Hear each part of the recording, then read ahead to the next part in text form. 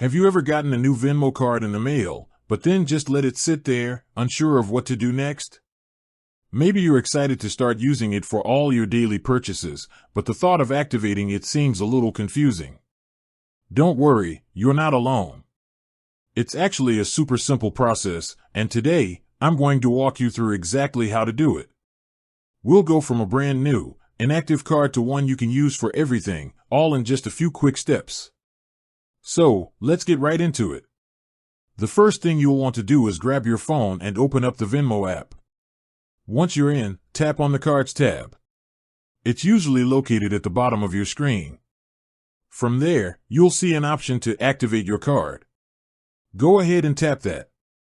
The app will then prompt you to either scan the QR code on the back of the card's packaging or to manually enter the card's information.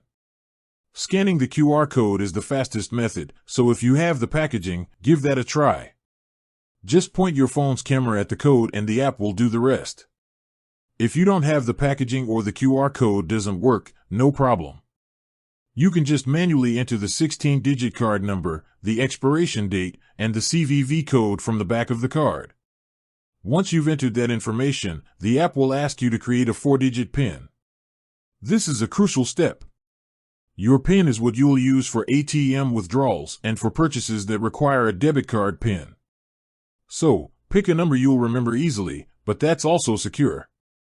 Once you've entered and confirmed your new PIN, Venmo will ask you to review and confirm the details. And that's it.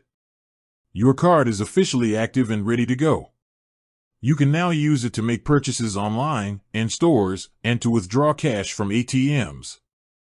Plus, you can start earning rewards and enjoying the peace of mind that comes with having a Venmo card for all your spending. Just remember, keep your PIN a secret and your card safe. With that said, thanks for watching and until next time.